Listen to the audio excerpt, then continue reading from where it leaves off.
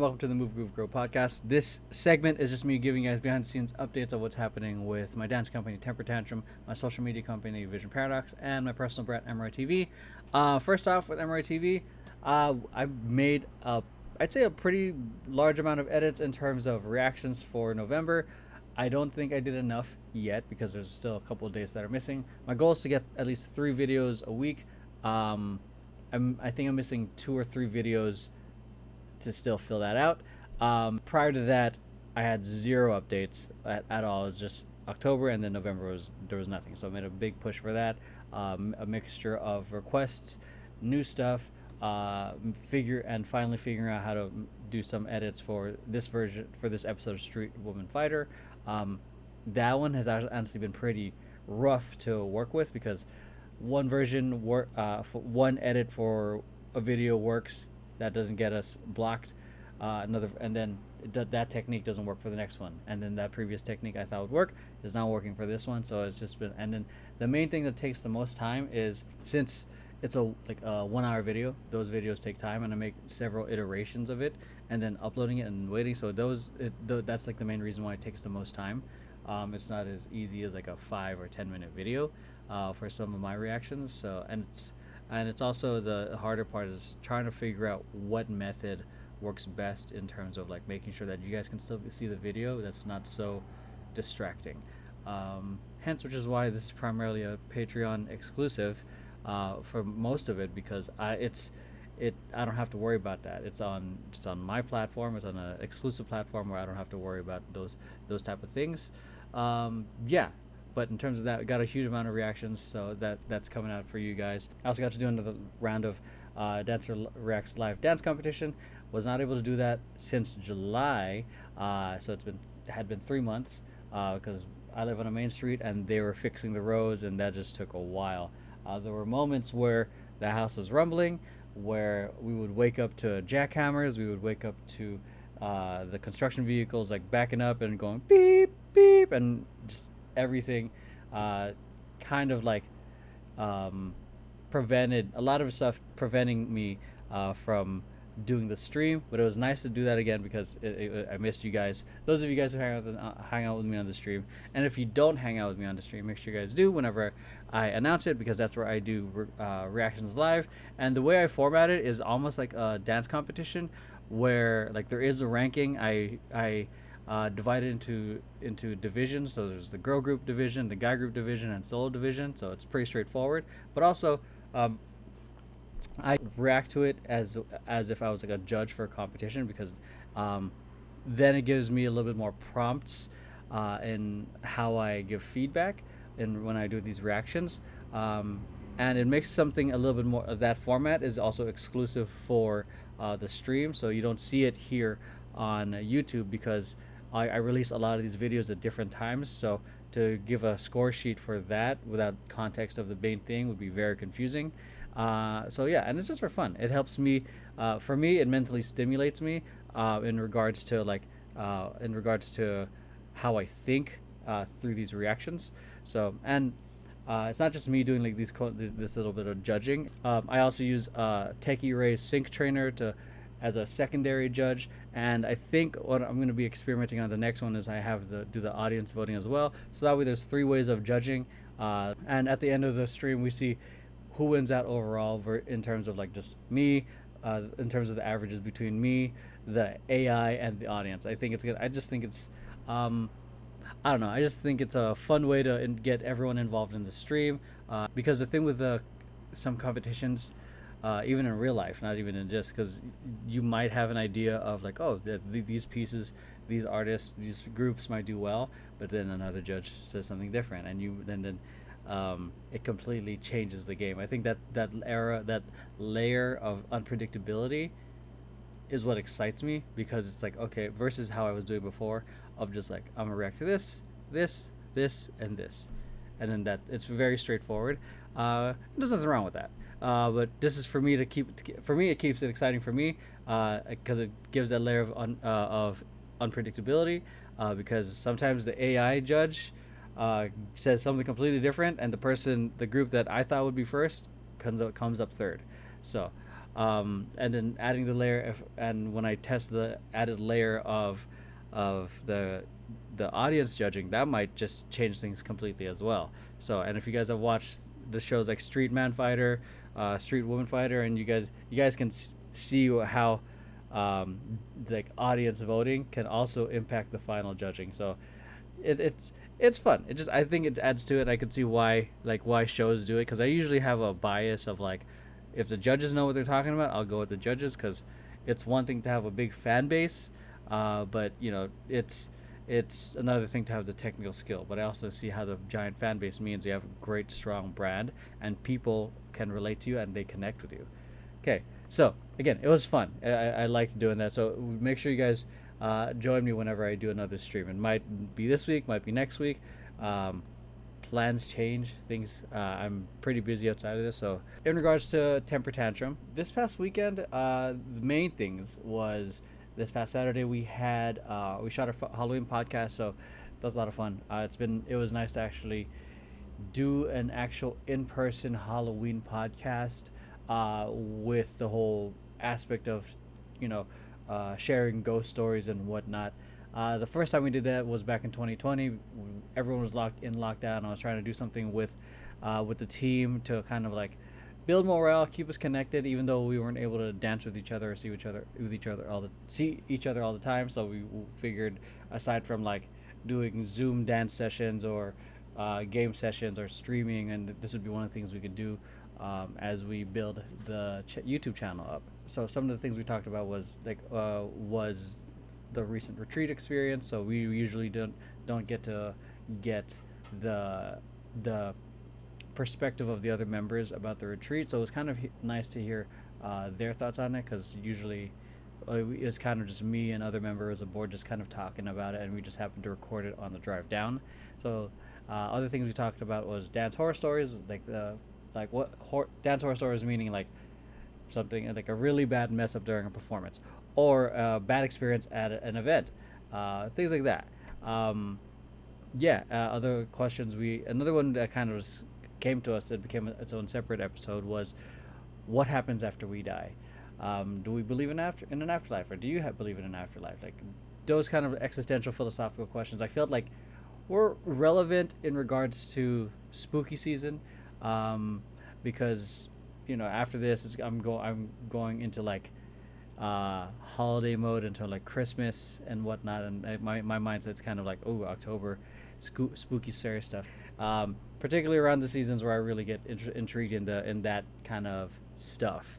And then we ended the podcast in sharing ghost stories, some supernatural experiences or near death experiences.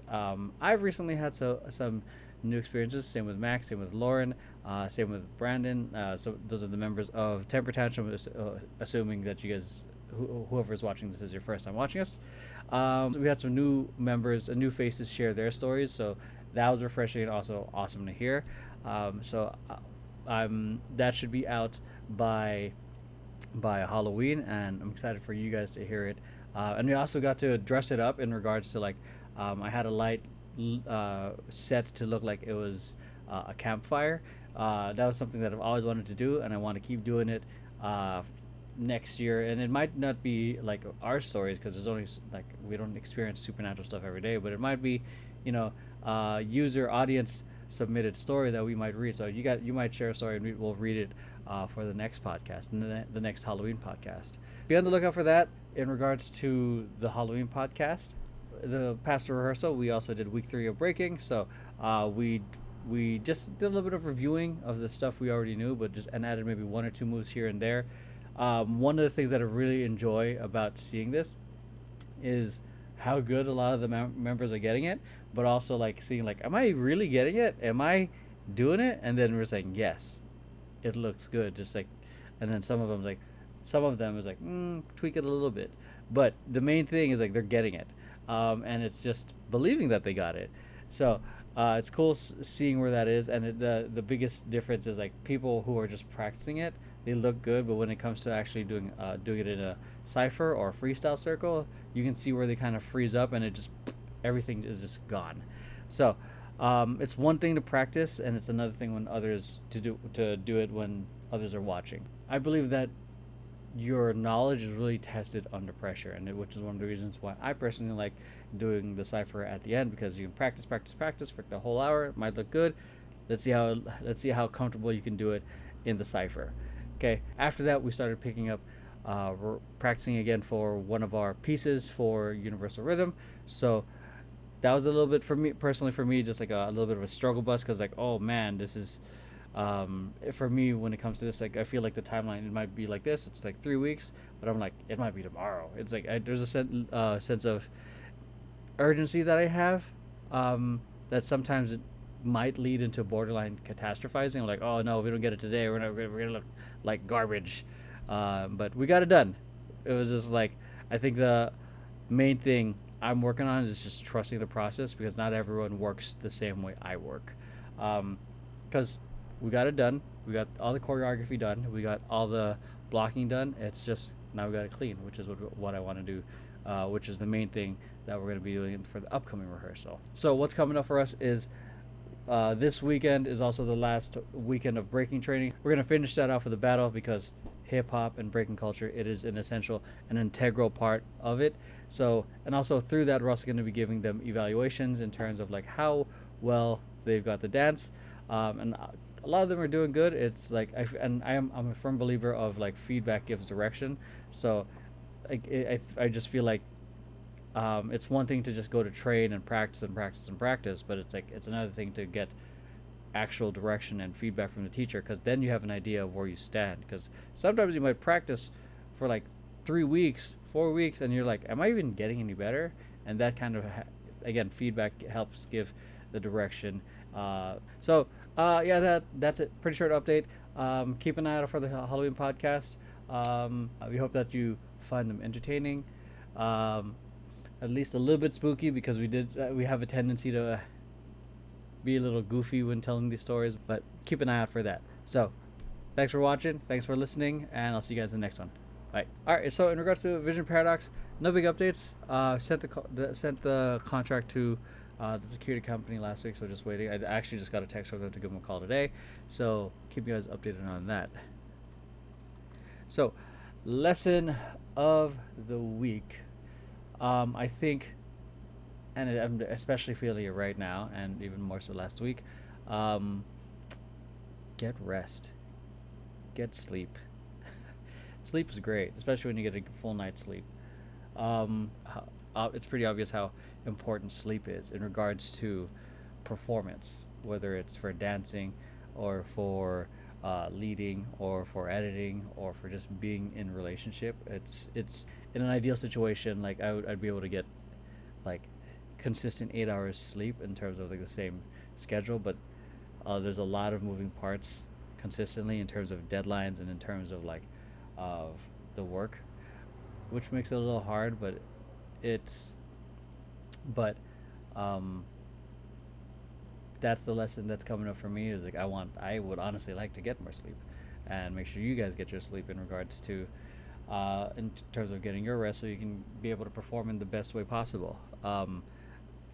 I have these phases and moments of I'm getting some pretty good sleep consistently, and then work ramps up, and I'm like obsessing and trying to get ahead as much as possible, and where sleep becomes hindered considerably. Like one of the reasons I believe I got hurt at temper tantrums last shoot was because I didn't get enough sleep the night before, because I stayed up until like 5, and we woke up at 7, so I only got 2 hours of sleep, and then I had to do a breaking freestyle, and I was not warmed up, and I did one of my usual tricks, and I'm pretty sure I hurt it that way.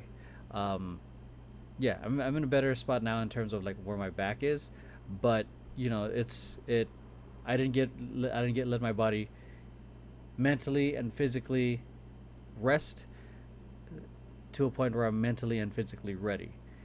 I think I was pushing it way too far, and I'll be like, if those who are in the space of like working for themselves, freelancing, being an entrepreneur, your own business, I agree that there are going to be moments where you do have to stay up, where you have to burn, the midnight oil or whatever the hell the phrase is. But that should not be the norm all the time. The longest I've stayed awake, from what I recall, in college was 6 days for some stupid project that I thought was going to be the end of the world if we didn't finish. And at the end of that, someone found me asleep under the computer lab, under one of the computer labs, because they accidentally kicked me to wake up. And it was one of the worst experiences in terms of trying to stay awake. My head was I had a constant headache. My head was constantly bubbling over. Fortunately, I didn't drive home that night. I just slept in my car. But anyways, and then this is also like a habit of mine to, I guess, work with, because there are moments when you're in it, you just want to keep going. You want to keep playing the game. And there are moments where I'm like that. And there's also moments where, like, I have to hit this deadline. I get it. For me, it's more of like, get rest. Yes, ultimately get rest. But also there's like context and nuance to it as well. Like, in an ideal situation, if there was no XYZ, I would probably be aiming to get more rest. But shit has to get done. So, that's it. Hope you guys enjoyed this episode. I'll see you guys in the next one. Peace.